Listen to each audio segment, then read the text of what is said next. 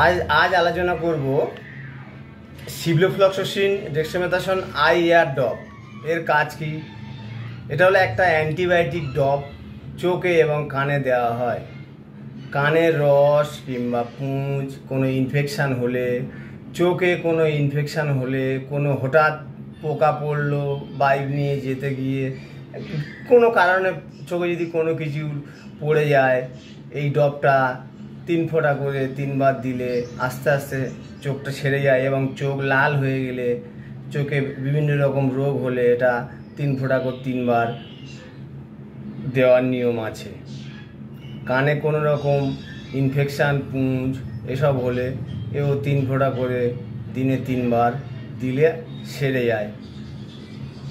আশা করি আপনারা বুঝতে পেরেছেন। এর নাম হলো, ব্র্যান্ডের নাম আছে সিভরান, সিভলোফ্লক্সাসিন।